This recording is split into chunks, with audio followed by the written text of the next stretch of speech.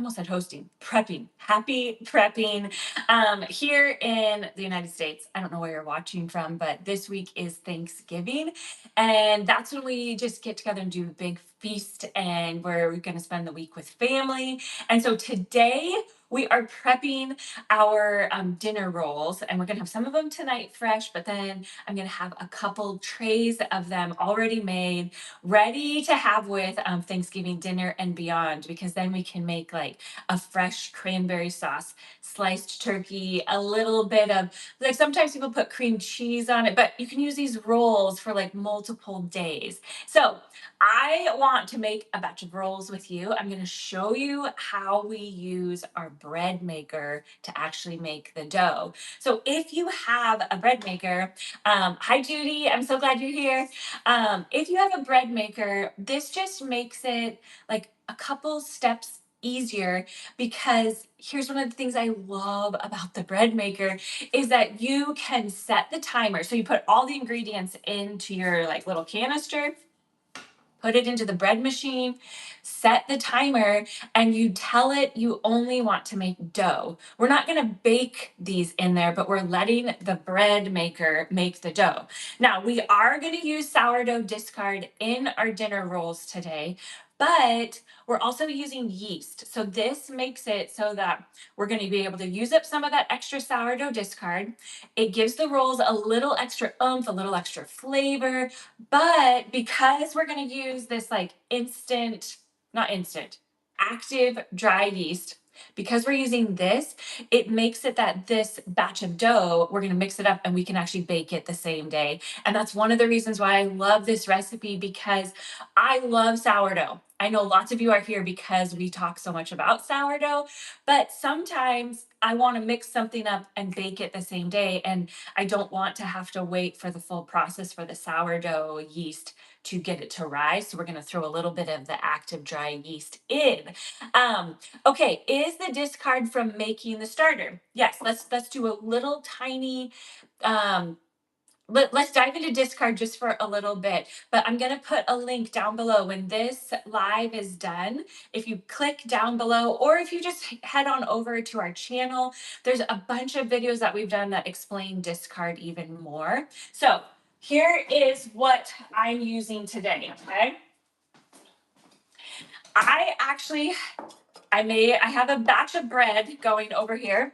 Back over here, what you can see my mixer over there, I actually have a batch of sourdough, like just our everyday dough going over there. So I knew I was going to need 300 grams of sourdough starter fed. So Levain, when you feed your sourdough starter from the fridge, so I have given myself a really big jar of sourdough starter in the fridge right now because we're just doing so much baking. So last night I took out 50 grams from this cold jar. Actually, no, I did more than that. I did 100 because I knew I needed to have extra today. So I did 100 grams from the cold jar, and I fed it 300 grams of water, 300 grams of flour, or you could do 400 grams of flour, 400 grams of water. When you do those really big ratios for the feeding, it allows your sourdough starter to eat for a really long time, gobble up for a really long time, which means it takes a really long time for it to hit its highest rise. So I fed it last night. It rose all night long. This morning, I mixed up that batch of dough, and then this is actually the starter, the extra. This would be the discard from that big batch that I fed last night. So for the rolls, I'm actually using, this is like a fed discard. You can use it cold from your fridge if you have been like baking consistently. If your discard is very dormant, like you haven't baked for a really long time, then I suggest that you take 50 grams of your discard out of the fridge, feed it 50 grams of a warm, like room temperature water, 50 grams of flour, and let it sit and bubble and like wake up for a bit before you make the rolls. Now, your yeast is going to give the rolls their like fast rise so that we can bake them today. But if your sourdough discard is really dormant, Think it will make your rolls a little bit more dense. Not taste bad, but just like a little bit more dense. So, oh, hi, Mary. You're from Washington as well. Hello. Today here in our area, it's gray skies.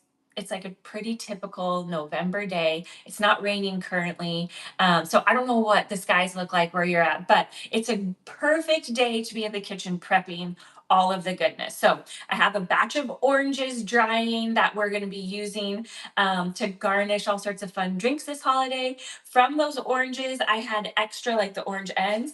On the stove, I have a simple syrup. It's an orange clove simple syrup is simmering. It smells so good. Um, we're making bread dough, which I'm going to get into my pan so that it can be proofing this week. And I'll just be able to pop it in the oven later on like Friday. We'll have fresh bread, but I won't have to do any of the work. If you want to know how to batch your sourdough, we'll put that link down below too. Head on over to the channel. All of that goodness is there. And then we're also making the rolls because tonight we're going to have a broccoli cheddar soup with these dinner rolls, and everybody's excited. And it's like a little bit of a more simple dinner because, there's so much goodness coming this week with Thanksgiving. So, oh, good. I love it. Massachusetts is cloudy and cool, perfect temperature to be baking. In Arizona, what's it like there right now? Oh, okay, you're making the dinner rolls tomorrow. Oh, I'm so glad, Lynn. You're going to love them. They are so soft and fluffy. Now, I want to test this not in the middle of Thanksgiving week. I'm going to test this recipe though in the coming weeks, probably in January when life is slower. I want to see what it does if I don't add the yeast and we just let it rise and proof just from the sourdough discard. I will fill you all in when we do that. But let's start making this and then we'll chat along the way. Oh, hi from Miami. Hello, hello. Okay, so if you do not have a bread maker, you can still make this recipe. You're going to just use a regular bowl, okay? And and I'll put the link to these bowls down there. I have a batch proofing in here that we're gonna roll those out in a little bit so you can see. I love these bowls. So many people ask about them, and the cool thing is that they make them now with lids. We'll make sure that link is below. But if you don't have a bread maker, get a pretty good size bowl because when it starts proofing, it's going to like fluff up quite a bit. So you want it to have space to fluff up. When you use the bread maker or a bowl, this is going to be really similar. There's just one difference, and I'll tell you when we get there, okay? The first thing that we're going to do is I'm going to hold this carefully so we don't spill it. There's 2 tablespoons of honey, 1 cup of water, half a cup of milk, 2 tablespoons of butter. So I like these Pyrex glass containers because I can put all of those ingredients in here, pop it in the microwave for like 30 to 40 seconds because I'm trying to get it so that our butter is melted.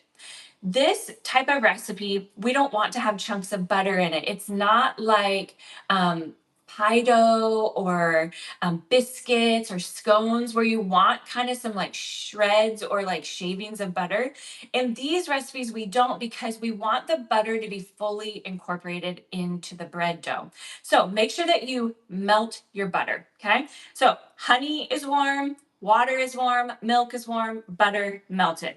And this is the first thing that we're going to put into our canister. If you're mixing this up in a bowl, put it into your bowl. If you are mixing this in a bowl, put your yeast in now and let it rest for about 5 minutes. The sugar, the milk, it's going to help that yeast to wake up. Just make sure that your mixture isn't like scalding hot. It doesn't need to be scalding hot, just warm enough that it's melting your butter. And then that is actually going to wake up your yeast. Now, the reason why in the bread maker, I do not put the yeast in now, because let's say that I wanted to prep all of these ingredients and I was going to use the timer function on my bread maker. You don't want that yeast to be down in that warm milk getting activated, you want the yeast to be up on the top of the flour. So you'll notice in any recipe where you're using your bread maker, the yeast is always the last thing you put on, and you basically make like a little well in the flour. You put the yeast right there. The reason why you do that is because you don't want the yeast to activate before it has started making the dough, because basically sometimes I put all the ingredients in here, set the timer, and I do it at night. And then when I wake up the next morning, the bread maker has made the dough, and all I have to do is like roll out cinnamon roll dough or make the rolls for dinner. So if you're using your bread maker, just remember yeast is last. If you are making this fresh in a bowl, you want to put your yeast into the warm milk and honey so that the yeast has a little bit of food from the honey, a little bit of food from the milk, and that warmth gets it to wake up, okay? Okay, let's see. I'm looking at some of the questions here. You made a big batch of dough and it's been in your fridge for a couple days. Can I make the rolls from that? You definitely can. So you're saying you made the big batch of like your everyday dough? When I have made rolls from the dough that we use to make our sandwich bread and our rustic bread, they're still delicious, but they are not, I wouldn't call them a dinner roll. It's almost like having ciabatta, like that kind of a roll where, you think about the outside of sourdough bread, how it has a little bit of a firmer texture than like a soft dinner roll. So if you're using the dough that you made previously and it's for like sandwich bread or rustic bread, yes, you can make rolls. Just know that they won't be that really soft texture. The reason this roll is so soft is because it has butter in it, it has honey in it, it has milk in it. The everyday dough recipe is quite literally just starter, water, flour, salt. It's so simple. It's super fun to make, and it makes delicious sandwich bread and all of that. So, okay, now we have our warm ingredients in here. And if you need the recipe, maybe I said this already, but it's down in the description. I wrote it out for you, so it's down there. Now what we're going to do is we are going to add our starter. So I'm turning my scale on at this point. The reason why I suggest weighing your starter, especially if a recipe calls for discard, I think it's so good to still weigh it out. I know a lot of recipes will just say a half a cup of discard. Um, that's so tricky because a half a cup of fed, happy, fluffy discard is a very different amount than a half a cup of this cold discard from the fridge. So read the recipe and make sure. I try to put in our recipes, if it's cold from the fridge, like how you should use it. And in this roll recipe, I really suggest that it has been fed and happy. Fluffy. It's like it's left over from you making something else. So that is why I think it's so important to weigh it, because the volume is different because it depends on how fluffed up it is than the weight. So our scale is on. If you're new to using a scale, hit the tare button. The tare button wipes out all of the weight that is on the scale. So the only measurement it's going to tell you is what you're adding into it, which is so, so helpful. It's why in between each ingredient, I always tear the scale out, because it allows you to know exactly what you just put in for this one thing. Like how many times, okay, this happens to me at least. I will be measuring in the flour if it's like a recipe that calls for cups. And then all of a sudden I think, did I do 3 or 4 cups? And then the minute you start questioning yourself, you have no idea how much flour is in there. So the beauty of this scale is that, okay, my scale is on, it's tared out. And now I can literally just pour in the ingredient I'm working with, which is our sourdough starter. And right now we need 150 grams, and I can talk while I do this. And guess what? It tells me when I hit 150 grams, and boom, I don't even have to pay attention really. So now my scale says 150 grams. I'm going to tear it out again because now I don't want it to tell me about that. I know that we got the sourdough discard in there, and now here comes the fun part, is that you can just pour your flour in. So I had one of our subscribers say that she didn't ever think about putting her bowl on the scale and she was weighing things out individually. Put your bowl on the scale, because then you can literally just pour straight into your bowl and it's going to tell you the amount that you're putting in there. Okay, so let me see here. Any questions? Oh yes, the scale. I know lots of people like to say, okay, here's the nice way to put what they tell me. That, well, people didn't use scales before and they were able to bake. That is true. They could bake. But here's what I know is they were probably baking with somebody that knew how to bake and they knew what it needed to feel like and the texture and how thick it should be. The scale allows you to make a recipe that I'm sharing with you. Even though we've never actually been physically in the kitchen together where I can say, oh yeah, that's enough flour, that looks good. The scale is like having a friend with you, just saying, oh yeah, you've got enough in there. So use the scale, it's helpful. Okay, so I've tared it out. Now what we're doing is we are doing 550 grams of flour. I love baking with this flour. It is an all-purpose organic flour. I love using organic as much as possible. Not always possible. Sometimes it's too expensive. But this flour we can get in bulk from our local Costco. If you have a local bulk store, check out their flour. I do use bread flour occasionally, but not all the time, because we feed a lot of people and the bread flour is just not that great of a price. And when you're using yeast and sourdough discard and all this goodness, this all-purpose flour does amazing. So that's what we're using for this recipe, okay? So we're gonna pour in 550 grams, and this is why I love the scale, because it just tells me when we get to 550. Now, if you are making this in a bowl, whoops, not in a bread maker, you want to, when that yeast was down in there, you want to kind of mix it up, make sure that yeast is really incorporated. And then same thing, you're just going to pour your flour in. And then I love the Danish dough whisks. Let's see. When I make stuff by hand, this tool right here, it's called a Danish dough whisk. We'll put the link down below as well. It is so awesome for dough because, a traditional whisk that's like a ball whisk, the dough would get stuck in there. It's impossible to mix it up. The Danish dough whisk, you just mix away and then I just wipe it like that and all of the dough comes off. They're so awesome. So if you don't have one of those, put it on your wish list for Christmas. Okay, we got to make sure we don't forget our salt. We do not want to forget the salt, so I'm tearing out my scale again. On here, I say it's a generous teaspoon, which is about 8 grams of salt. And this is the salt I really like to use. We get these big containers. It's Badia. I don't know if that's how you say it, but Badia. It's a pink Himalayan salt. It's not coarse. It's not the kind that you would put in like a salt cracker, but it's a little bit more coarse than like the fine, like iodized salt you would get in those like circular containers.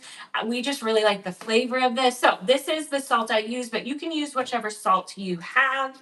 And then because I'm doing this in the bread maker, I'm putting my yeast on top of the flour. And this is a teaspoon and a half of this dry active yeast. Now, here's a little tip.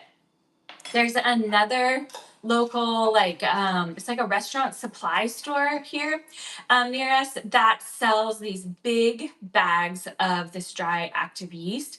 So affordable, but clearly way more yeast than you would use like just on a regular basis. But you can put yeast in your freezer. So we buy that big container of yeast, this big bag of it. I refill this little tiny jar that stays in my fridge, and then the rest of it actually lives in the freezer. And whenever I need to refill this, I just pull it out of the freezer and it stays good in your freezer for a really, really long time.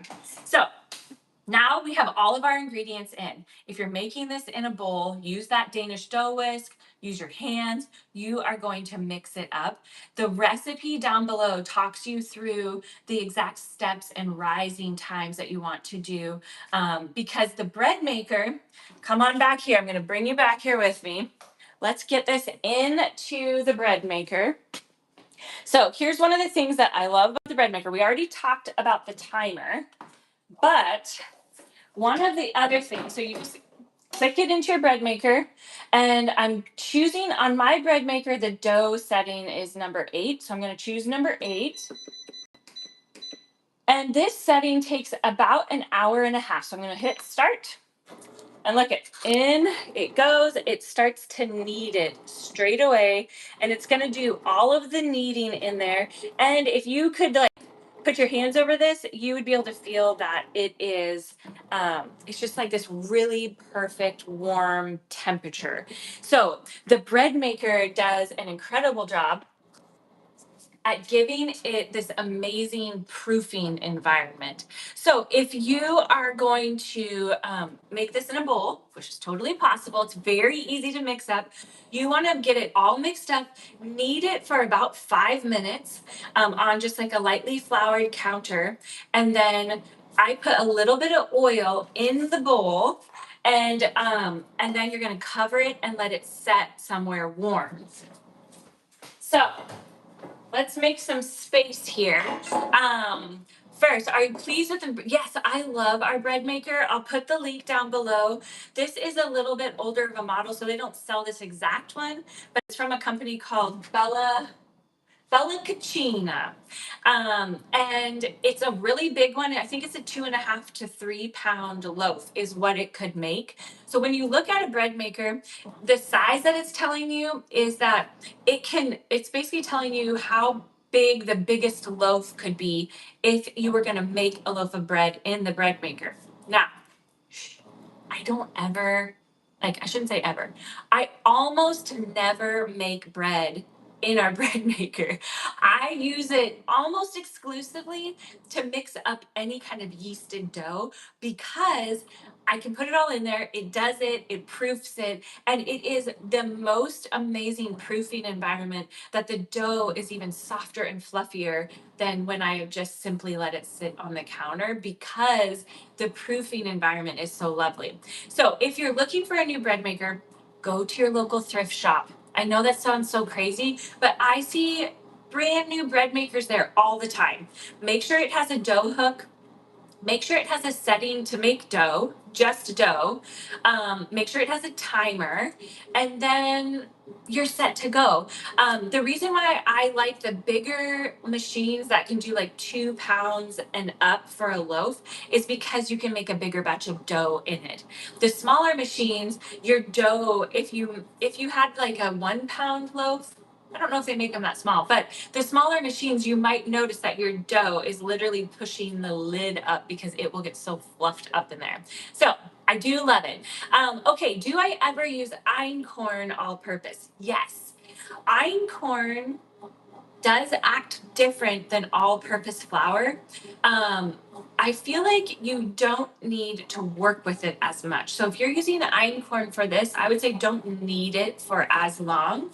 And if, like, I haven't used the einkorn in this recipe, I'll have to put that on my to-do list next time we make the rolls, is I'll use the einkorn because I do feel like I have to adjust the amount of flour sometimes depending on the recipe because the einkorn acts a little bit different.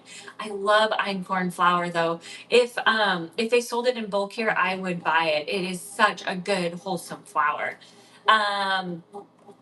Okay. Oh, yes. I love it, Judy. You're like hilarious. It cannot multitask. No multitasking unless you have a scale. The scale allows you to multitask.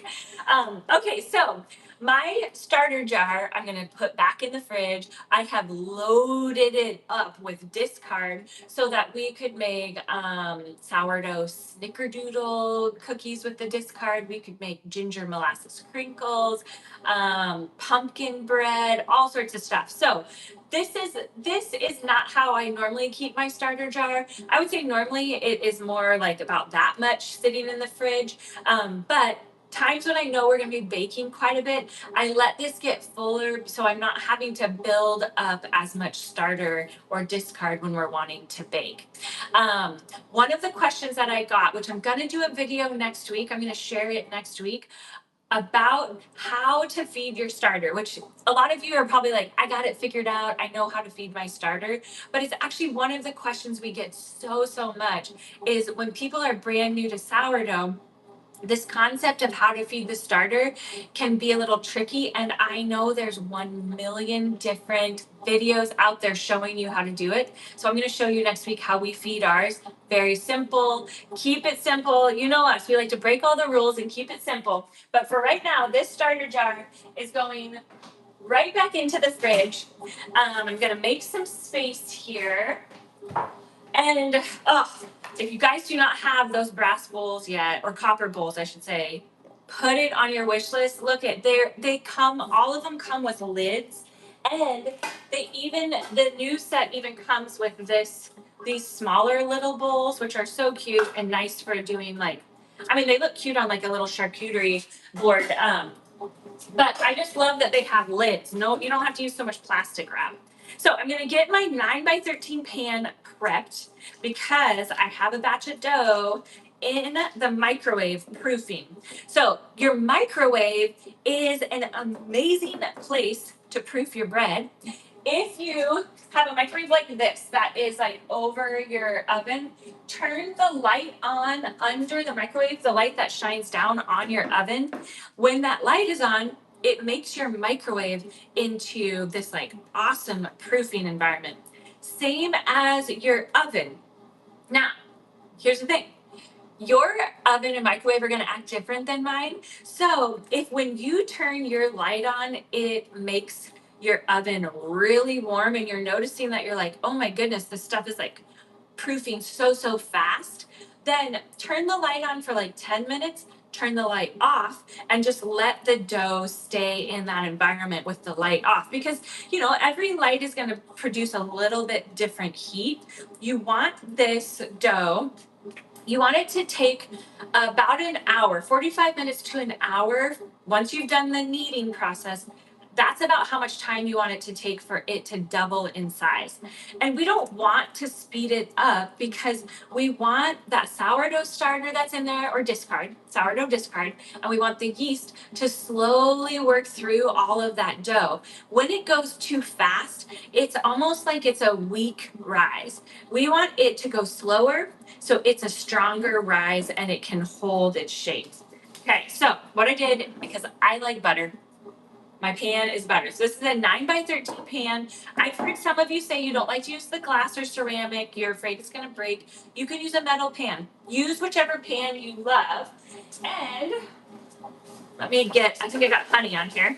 Let's clean up our space a little bit. And we're going to pull out our dough. So this is the roll dough, which look at lid. So nice. Okay, when I put this dough in here, it was only filling half of the bowl. Look at it now. It's so soft and pillowy. Oh, it's going to be, look at, you can even see the bubbles coming up out of it. It is so happy. So I have my scale out, and here's why. Because I just like to measure the rolls as I'm portioning.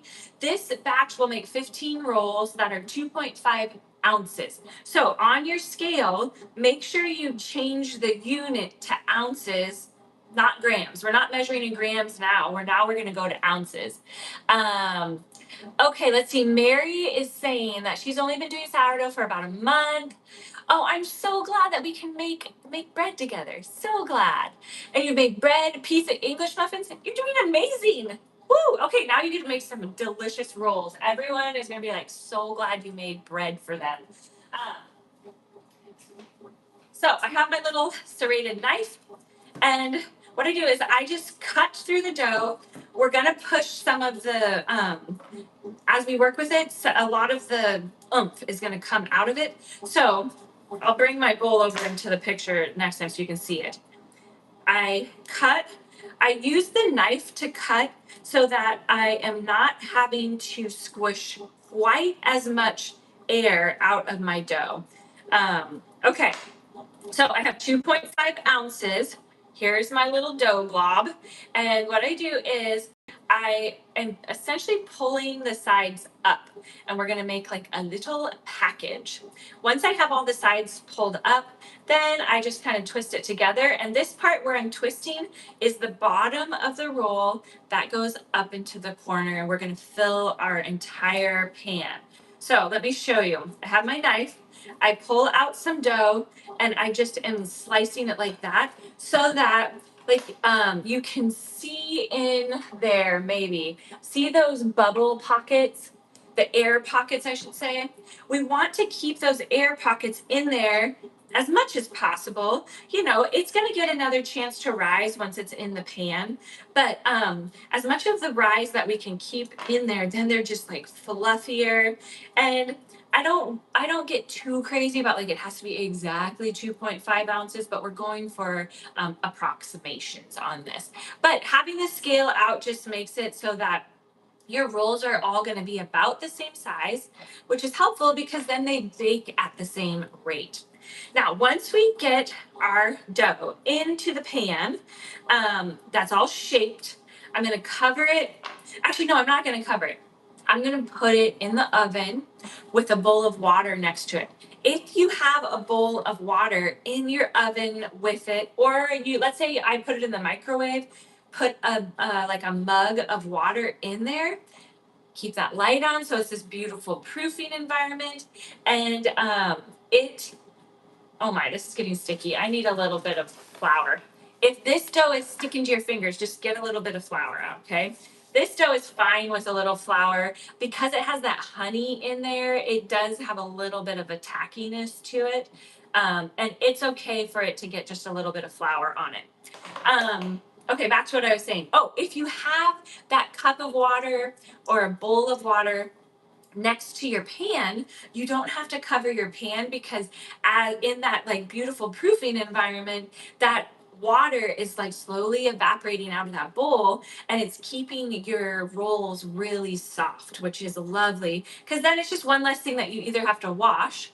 No plastic wrap needed. You can just let it proof in there. So, okay, while I do this, what other questions do you have? Oh, yes, this dough. I wish you could feel it. It is so soft. You can feel it actually. Just make some. Then you'll get to have it. And this is so delicious with butter and jam.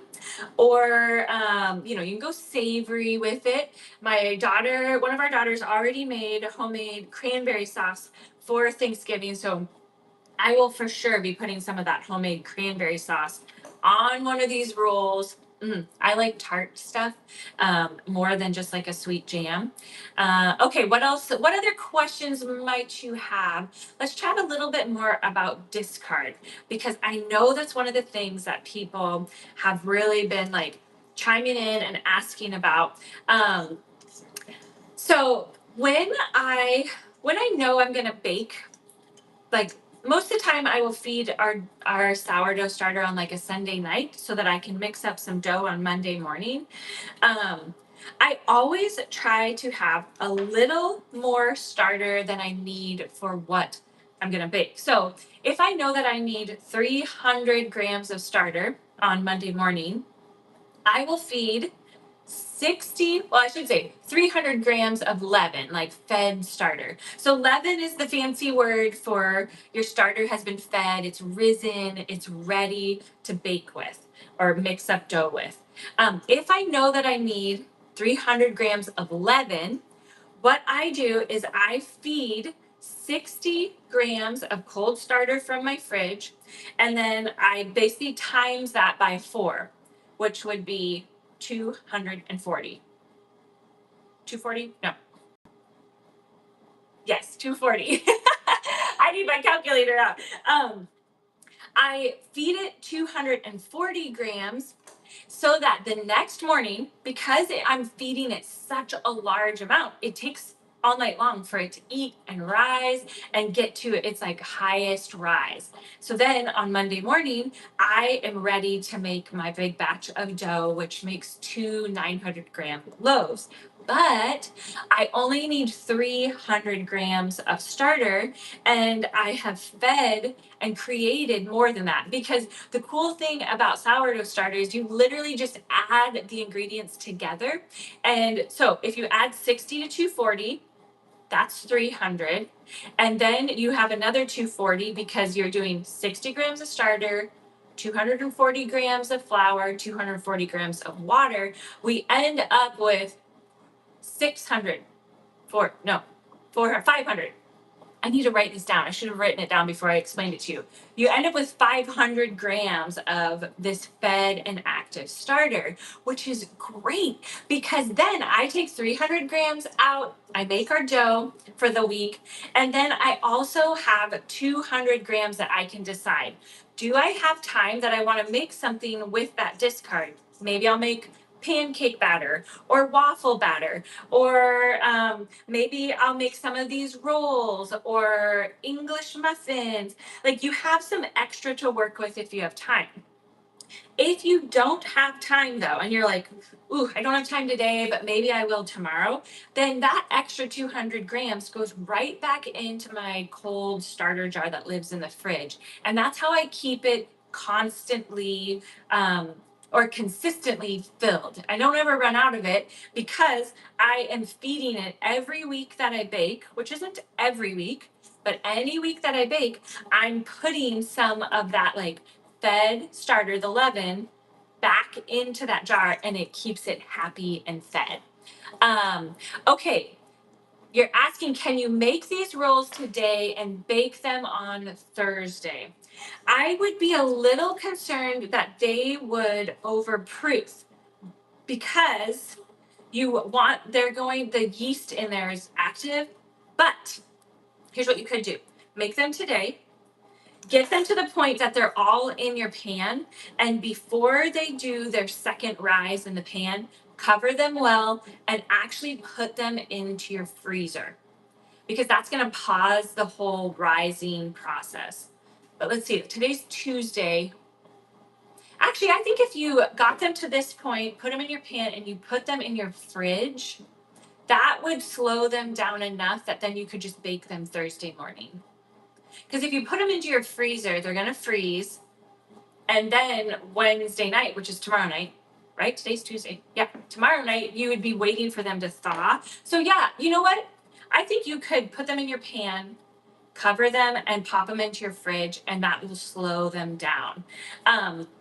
If by chance, though, like, check them tomorrow evening. If they are so puffed up and big in your fridge, because every fridge is different, then I would suggest baking them tomorrow evening. Because here's the thing is, you don't want them to overproof. If they overproof, then you're not going to get any rise in the oven, and they're going to be kind of dense. So I might put a pan in my fridge because I have two pans going right now.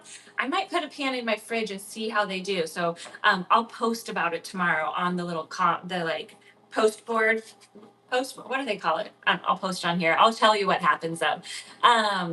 Okay, do I keep Nigel separate from discards? I love that you know that our sourdough starter is named Nigel. That is so awesome.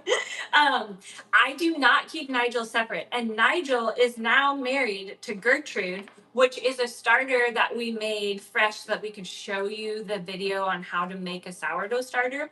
So we have had Nigel for a number of years now. He was our original starter that actually came from our friend. She gave us the baby of hers. So Ethel is Nigel's mom. Ethel created Nigel, who we bake with all the time. And then we created a new starter who we named Gertrude. And I actually put them all together. Nigel, Gertrude, the discard, their whole family tree lives in that one jar. I know lots of people say you should not mix all of it together. And I am just here to tell you, you can mix it all together. I mix it together. I do different flours. It depends on like what it is that I'm going to bake. basically what I do is, let's say that I wanted to make a whole wheat dough, or I wanted to make use einkorn, or I want to use bread flour, or I want to use the 00 flour to make pizza dough, whatever. So when I take some of the starter out, so I take some of Nigel out of the fridge, when I feed him to get him to wake up to bake with, that's when I use the specific flour that I want for whatever I'm going to make. So if I'm going to make a whole wheat sandwich bread, I feed Nigel whole wheat flour at that point. If I want to do something with a little bit of rye, I throw that in at that point. So it starts to flavor that starter and leaven right then. My main, now, caveat, when you feed Nigel, or you've named yours, whatever yours is, Billie Jean or whoever she is, whatever you feed that starter, it rises, it turns into leaven. You're going to bake with it. You're going to take a little portion of that and you're going to give it back to the main jar. It is, yes, going to put a little bit of that rye or that einkorn or whatever flour you use to feed your starter is going to go back into that main jar, and it's totally fine. It all melds together. It gives your starter a little bit of a richer flavor. And so just know that they're going to just kind of mix together in there and become this like beautiful family tree of sourdough goodness. So I like mixing it all together. I don't want to have 5 different jars in my fridge. Now, if you are trying to do something completely gluten-free, that's different. You can't be mixing your starters if you're going to be doing a gluten-free thing, because especially if somebody had celiac, you really like, even though sourdough does break down the gluten proteins and it makes it easier for people to digest. If somebody is celiac, that doesn't count for them. They are allergic to wheat. It's not just the whole protein thing. So just make sure if you're trying to do something gluten free, don't mix the flours. Oh, you've been keeping your original ones separate from the discard, which is fine. But then for Sophia, because Mary's saying that she keeps Sophia separate, well, then how do you refeed Sophia? Because this is basically my simple and easy way to make sure Nigel never runs out. Now he and Gertrude are together, so now their family will go on forever. It never runs out because my discard from whenever I bake goes straight into that jar, which refreshes the starter jar in your fridge. It keeps it from separating and creating hooch as fast because it's getting this like dose of new food. It's reviving it. And so that's how we keep our starter jar always fed, always happy, because Nigel's always getting a little bit of a snack from whatever we baked that week. Okay, what other questions? Oh, hi, Cheryl. I feel so honored I get to be your sourdough girl. Sometimes I laugh about this because I love baking. I have loved baking and hosting for lots and lots of years. Ever since Aaron and I got married, we started hosting Sunday nights. Our whole group of friends would come over. And here's the thing, at that point, I did not know how to cook really. Like, I could do spaghetti. Um, but I learned how to cook by having people at our table. And thankfully, our friends, none of us really knew how to cook. And so everyone was very gracious. They were just glad to have a meal. That's how I learned how to host. That's how I learned how to bake. I definitely learned a lot from my mom and my grandmas, but like doing it yourself in your own kitchen is new, right? So now fast forward, Aaron and I have been married for almost 25 years. And we love hosting. If you follow Cider Press Lane, which is you're following us here, but Cider Press Lane, our business, we do all sorts of in-person events. We design and do all sorts of work with people with their weddings to help them with florals. We're not caterers. We don't cater, but we do host these very fun dinners at our house called Freedom Dinners. And this is the smallest snippet about it. And you'll have to just keep coming and hanging out with us. We share snippets on here. On Instagram, you can get a little bit more, especially if you followed the business account on Instagram. We share more on there. But the Freedom Dinners are really what launched our business. 10 years ago, we had a desire to give back to an organization called Atlas Free. They do work all over the world to fight human trafficking and sex slavery and just like really horrific things that are happening. And we were younger, 10 years younger. Our kids were really little, and we just were like, how do we be a part of this? We have, this small budget to give. And so we started hosting dinners, and we would invite our friends to come, and we'd say, okay, but here's the caveat. For this dinner, you have to give a donation to Atlas Free. And so we would host the dinner. We'd do these big, fun evenings, and then we just asked everybody to give a donation to Atlas Free. And that was how we started raising funds to support them. Well, more and more people wanted to come to these dinners. Now they're named the Freedom Dinners. We host 2 of them every year here in our orchard, and we actually help other communities host them as well. So we'll be sharing more, especially on Instagram, you see that, or even if you're one of our email friends, hop on over to our website, become an email pen pal.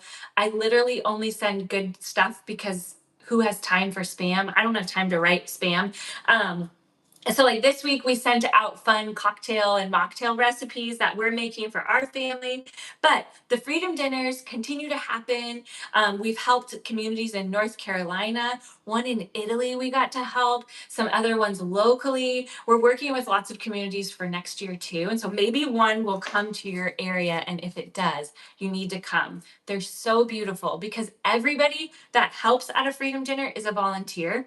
Everything we serve is donated. So it is truly your community on display, being generous. And then all of the proceeds, when somebody purchases a ticket to the table, all of the proceeds go directly to Atlas Free to fight human trafficking. So that's the blurb about Freedom Dinners. If you see something about Freedom Dinners on here, and there are a couple videos that we have here on our channel that talk about the Freedom Dinners, go watch them. They share a little bit more, but that's how I learned how to bake. So all of that to say that I would say I'm new-ish to sourdough in the last like 4-ish, 5 years maybe. And I really did not want to do sourdough because this is really funny. I just thought it took way too much time. And I don't have time. We have a business and we have family, and I'm like, I don't have time to deal with a baby sourdough thing.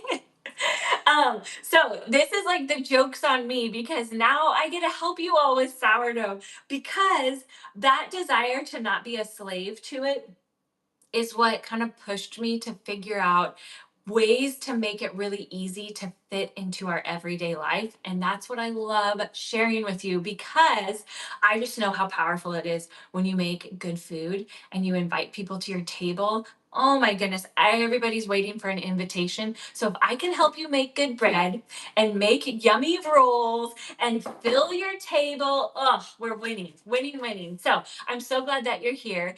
Okay, another question. Can you make cinnamon rolls from the fermented dough in the fridge? Okay, here's the things that I like to make with that dough. So our everyday dough, because she's asking about, or he, I'm sorry, I can't see, it's so tiny, I can't see who it is. Um, okay, she's asking about the everyday dough. I like to make the rustic loaves, sandwich loaves. You can even do like a chocolate bread, or like go and watch we'll put the link below when we're done, but there's a video all about inclusions, or you're adding flavor into it. Sometimes I'll do chocolate bread or like a cinnamon swirl. You can add those flavors in there. Focaccia bread, which you could do all sorts of fun flavors on the focaccia bread, pizza. Those are the main things that I like to make with that dough. Once you have made the very soft, delicious cinnamon roll dough and these rolls, you'll understand why I'm saying yes, you can make cinnamon rolls with it, but they're more tough. They just aren't this fluffy, soft, like, oh my goodness, you want to eat the whole pan kind of cinnamon roll. So I suggest using it to make a type of bread that isn't that you're not wanting to be as soft and fluffy. So hopefully that helps. Oh yes. Okay. Judy's making the cinnamon rolls today. If you have time, make the cinnamon roll dough today too. Get them rolled out. Same thing. You could put it in your fridge and then bake it tomorrow or Thursday morning. Or you can freeze it too. It does work to freeze it. That's what we did on the live last week. We talked all about the cinnamon rolls. You can go back and watch that live. And now I gotta go prep some more stuff. I'm so glad that we could bake together. I will be back next week. I'm deciding. You tell me, I'll put a poll out. I won't be doing a sourdough live next week because we are prepping. One of the things that we do in person is we host wreath making workshops. So the first 2 weeks of December, we host a total of, okay, this year I think we're doing 7 or 8 workshops. We have over 200 people coming to join us live in person at those workshops. And so I will be making hundreds of gingerbread cookies and decorating them. So I'm going to put the poll out. You all let me know. Do you want me to bring you along and I'll show you some tricks on how to decorate cookies? I have some really good tricks for you. And so if we do a live next week, that's what it's going to be about. And it would be on Tuesday next week because Wednesday we will be setting up so that we're ready for all of our guests to come and be with us in person. So thank you for being here. I am so grateful for you. I'm thankful that we get to do this together because I really just truly think that life together is so much better. So thank you. I'm going to go prep, have the most amazing Thanksgiving, and I will look forward to seeing you next week.